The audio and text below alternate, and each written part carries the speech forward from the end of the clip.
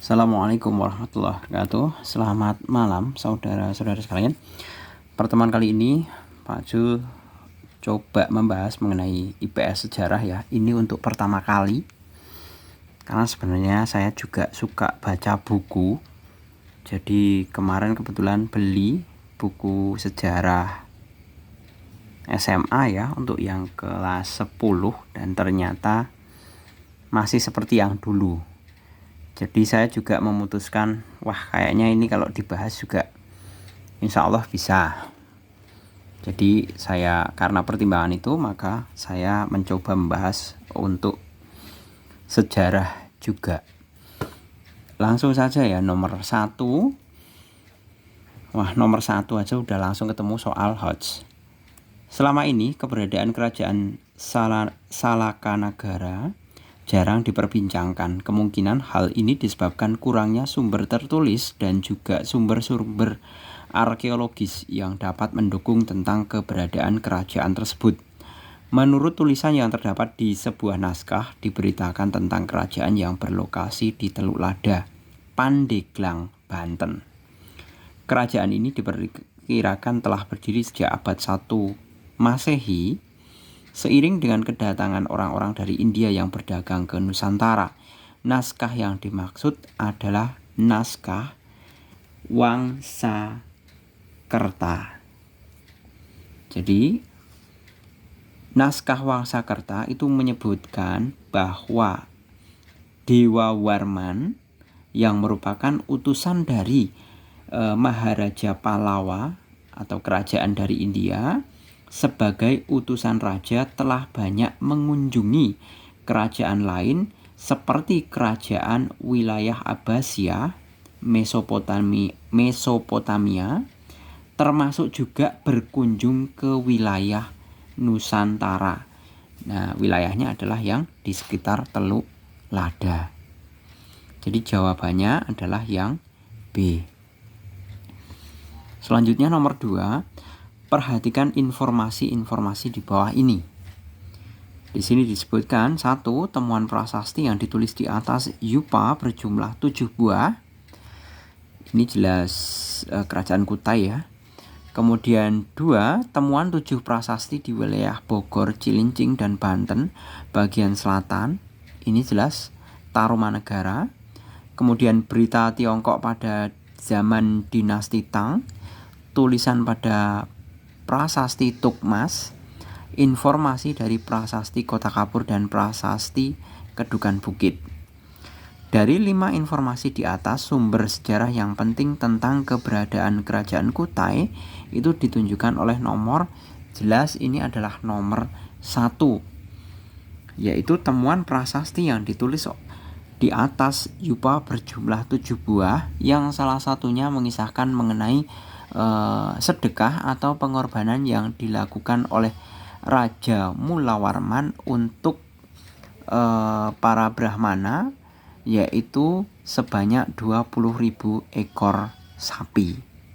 Nah, itu salah satu isi dari Yupa tersebut, cerita dari yang tersimpan di dalam Yupa. Kita lanjutkan. Jadi tadi jawabannya yang nomor 1, yang 1 ya A. Alasan utama Empu Sendok memindahkan pusat kerajaannya dari Jawa Tengah ke Jawa Timur adalah jelas. Itu adalah untuk menghindari bencana alam seperti letusan gunung berapi. Di sini jawabannya yang di mana ini? Yang C ya. Sebentar saya betulkan fokusnya. Menghindari bencana alam seperti letusan gunung berapi. Kita lanjutkan nomor 4.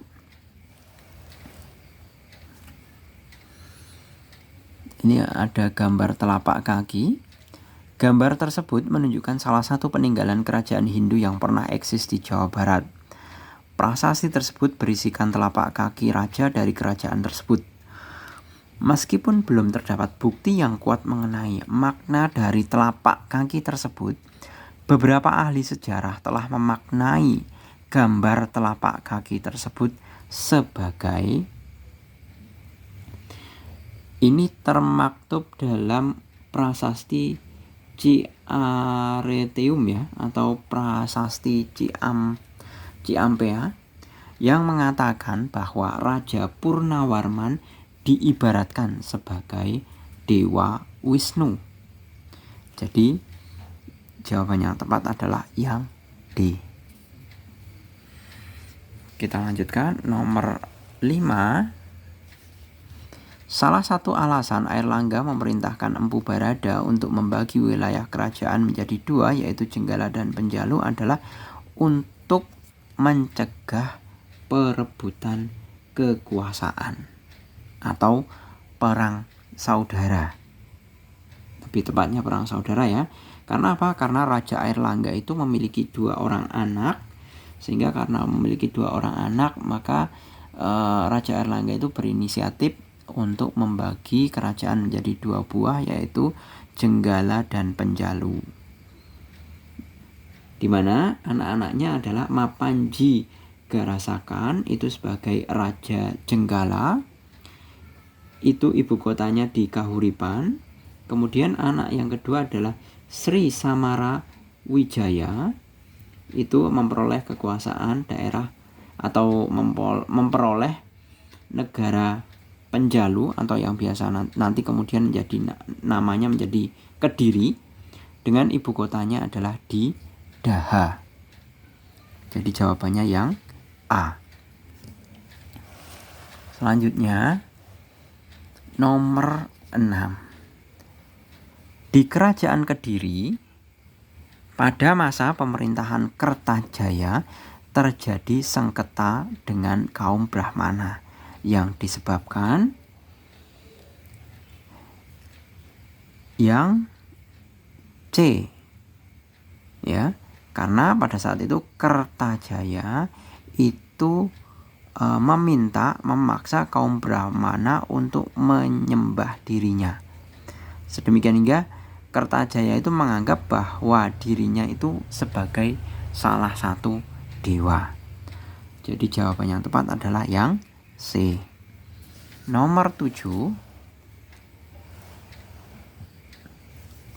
Masa pemerintahan Kertanegara diwarnai ambisi ekspansionis, yaitu meluaskan wilayah kerajaan ke seluruh wilayah Nusantara, baik dengan cara penaklukan maupun dengan cara membina persahabatan.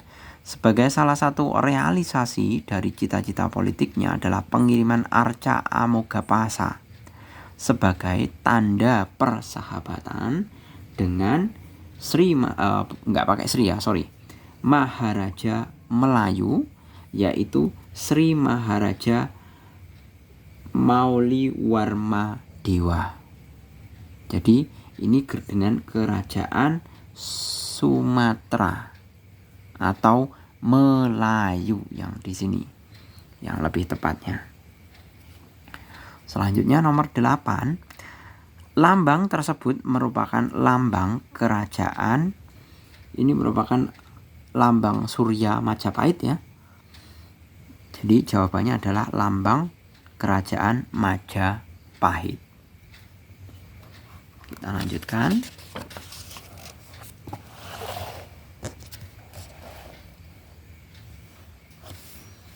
Nomor 9. Raden Wijaya adalah menantu Kertanegara yang berhasil meloloskan diri ketika Kertanegara diserang Jayakatwang. Setelah beberapa waktu, Raden Wijaya berhasil merebut kembali tahta kerajaan dan mendirikan kerajaan Majapahit. Jadi awal mulanya karena Kertanegara berhasil meloloskan diri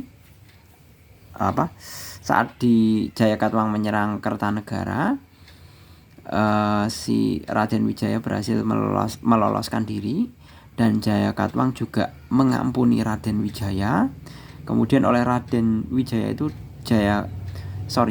Jayakatwang itu karena diampuni ya tadi Raden Wijaya, kemudian diberikan sebidang tanah, yaitu desa Tarik atau hutan Tarik, yang kemudian seiring dengan perjalanan waktu, Raden Wijaya itu bekerja sama dengan kerajaan Sumenep dari Madura, kemudian mengelabui kerajaan Mongol bersama dengan Majapahit menyerang Jayakatwang. Itu nanti ada di uraian ya, soal uraian yang terakhir kalau nggak salah. Jadi jawaban yang benar adalah kerajaan Majapahit. Nomor 10. Raja Hayam Wuruk adalah seorang pemimpin yang memiliki pandangan luas. Kebijakan politiknya memiliki kesamaan dengan politik Gajah Mada, yaitu mencita-citakan persatuan Nusantara di bawah panji kerajaan Majapahit. Berdasarkan informasi tersebut dapat disimpulkan bahwa kerajaan Majapahit mampu mencapai kejayaannya karena tentu karena Hayam Wuruk dan Gajah Mada memiliki motivasi yang sama untuk memajukan Majapahit. Utamanya Gajah Mada yang mau bersumpah dengan sumpahnya yang terkenal yaitu Sumpah Palapa. Dia tidak akan bersenang-senang sebelum dia bisa mempersatukan seluruh Nusantara di bawah kerajaan Majapahit. Oke, kita langsung ke soal uraiannya. Soal uraian untuk yang nomor pertama. Jelaskan bahwa kaum Brahmana dalam kehidupan sosial masyarakat Kutai memiliki kedudukan yang istimewa. Nah, penjelasannya bagaimana? Karena sebagaimana kita ketahui bahwa Raja Mulawarman itu pernah menyedekahkan 20.000 ekor sapi bagi para kaum Brahmana. Ya, itu sebagai bukti bahwa Kutai itu sangat menghormati atau mengistimewakan para kaum Brahmana. Selanjutnya nomor 2. Jelaskan kehidupan sosial ekonomi masyarakat Kerajaan Sunda dan Kerajaan Bali. Kerajaan Sunda itu diceritakan pada kitab Cerita Parahyangan, itu mengatakan bahwa masyarakat Sunda itu umumnya bertani. Ya. Nah, di samping bertani, kerajaan Pajajaran itu juga memiliki beberapa pelabuhan penting, yaitu Pelabuhan Sunda Kelapa, Pelabuhan Banten, Pelabuhan Pontang, Cigede, Cimanuk, yang hal tersebut membuktikan bahwa di samping sektor ekonominya adalah pertanian, kerajaan Sunda tentunya dia sudah mempunyai usaha di bidang maritim. Buktinya adalah pelabuhan. Dan di samping itu pelabuhan itu juga menunjukkan bukti adanya perdagangan. Karena pada saat itu barang dari luar Sunda maupun dari dalam Sunda keluar masuk itu tentunya lewat pelabuhan. Seperti itu. Jadi tentunya pasti perdagangannya sudah cukup maju. Sedangkan pada kerajaan Bali, kehidupan sosial ekonomi masyarakatnya adalah bertani dengan mengelola sawah dan ladang. Di samping itu juga terdapat pula sektor peternakan dan perburuan. Kemudian selanjutnya nomor 3, deskripsikan kehidupan sosial dan budaya di Kerajaan Mataram kuno. Kehidupan sosial dan budayanya pada masyarakatnya, Kerajaan Mataram kuno itu terbagi menjadi beberapa kasta, yaitu kasta Brahmana, Ksatria, Waisya, dan Sudra. Itu dari segi penggolongan masyarakatnya. Kemudian dari segi sosialnya, pada saat dinasti Sailendra menguasai dinasti Sanjaya, itu terbentuknya pertama rasa toleransi beragama antara umat Buddha dan umat Hindu. Sebagaimana buktinya adalah dinasti Sailendra itu yang membangun Candi Borobudur, dan sedangkan dinasti Sanjaya yang bercorak Hindu itu yang membangun Candi Prambanan. Oke, seperti itu ya. Nomor 3. Selanjutnya nomor 4. Tuliskan beberapa kebijakan yang diterapkan Raja Airlangga yang ditujukan untuk kepentingan rakyatnya. Kebijakan pertama, Raja Airlangga memberi kedudukan atau posisi kepada setiap orang yang berjasa terhadap kerajaan. Kedua, sebelum Raja Airlangga mengundurkan diri sebagai raja, Raja Airlangga membagi kerajaan menjadi 2 bagian, yaitu Jenggala dan Kediri, dengan harapan saat dia tidak berkuasa, tidak akan terjadi perebutan takhta di antara anak keturunannya. Karena kalau misalkan anak-anaknya bertempur atau terpecah belah, tentunya itu akan juga menyengsarakan rakyat-rakyat yang dipimpinnya. Itu adalah beberapa kebijakan yang diterapkan Raja Airlangga. Selanjutnya nomor 5, bagaimana Raden Wijaya menyikapi kehadiran pasukan Mongol di Singasari setelah kerajaan dipindahkan Jayakatwang ke Kediri? Jelaskan. Nah, saya mau jelaskan dengan bagan ya.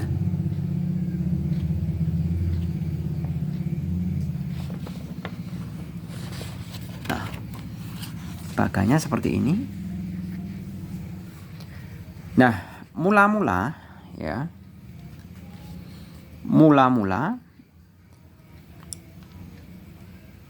Mongol itu berencana ingin menyerang Singosari. Alasannya apa? Alasannya pada saat itu Kubilai Khan itu meminta Singosari tunduk pada Mongol. Namun Singosari itu selalu menolak. Nah, namun sebelum Mongol itu menyerbu Singosari, Jayakatwang terlebih dahulu menyerang Singosari. Dia menyerbu dari utara, yang dimana dari sisi utara ini pihak Singosari diwakili oleh Raden Wijaya. Di samping itu Jayakatwang juga menyerang Singosari dari sisi selatan. Nah, jadi diserang dari sisi utara dan dari sisi selatan. Nah, pada saat Singosari diserang oleh Jayakatwang, Kertanegara tewas. Nah, sedangkan Raden Wijaya itu mendapatkan ampunan oleh Jayakatwang, ya. Mendapat ampunan dari Jayakatwang. Kemudian Raden Wijaya diberikan sebuah desa namanya Hutan Tarik, yang nanti kelak akan menjadi cikal bakal kerajaan Majapahit. Nah, kembali lagi ke Mongol yang tadinya berencana akan menyerang Singosari. Pada saat itu Mongol tidak tahu bahwa Singosari itu sudah bubar. Ya, Singosari itu sudah lenyap. Karena apa? Karena Kertanagara sebagai rajanya sudah tewas di tangan Jayakatwang. Nah, dalam kesempatan ini Raden Wijaya yang mengetahui bahwa Mongol berencana akan menyerang Singosari, Raden Wijaya memprovokasi Mongol atau mengelabuhi pasukan Mongol untuk menyerang Kediri. Jadi karena Mongol tidak tahu di mana Singosari, juga siapa Raja Singosari yang nyatanya sudah tewas, dengan dikelabui oleh Raden Wijaya bersama kerajaan Mongol. Di samping itu Raden Wijaya juga dibantu oleh kerajaan Sumenep menyerang Jayakatwang. Sedemikian hingga Jayakatwang kalah. Nah, setelah Jayakatwang kalah, kemudian Raden Wijaya memukul mundur bangsa Mongol. Nah, begitulah strategi dari Raden Wijaya, bagaimana dia dapat memanfaatkan. Jadi, memanfaatkan disinformasi atau informasi yang salah oleh Mongol, oleh kerajaan Mongol, yang dimanfaatkan oleh Raden Wijaya untuk menyerang Jayakatwang. Jadi Raden Wijaya itu mengelabui, Raja Kertanegara dari Singosari itu adalah yang di Kediri. Jadi dia bercerita ke Mongolnya seperti itu. Gitu ya. Jadi ya namanya politik itu memang tidak ada yang selalu bersih. Jadi ya beginilah yang namanya politik. Tentunya sama saja. Ini kalau cerita zaman dahulu, zaman-zaman raja seperti ini taktiknya. Mungkin para politikus-politikus kita yang saat ini juga tidak jauh berbeda seperti ini. Oke, gitu ya. Saya rasa cukup jelas mengenai sikap Raden Wijaya mengenai kehadiran pasukan Mongol. Jadi sikapnya apa? Sikapnya adalah mendukung Mongol dengan cara mengelabui pasukan Mongol, mengatakan bahwa jika Singosari yang dipimpin oleh Kertanegara itu sudah berpindah ke Kediri. Seperti itu. Jadi Raden Wijaya mengatakan Kertanegara itu adalah Jayakatwang. Makanya Mongol kemudian bersatu menyerang Kediri. Oke, cukup jelas saya akhiri. Jika ada komen atau pertanyaan bisa dilanjut di kolom komentar. Semoga bermanfaat. Selamat belajar, selamat malam. Assalamualaikum warahmatullahi wabarakatuh.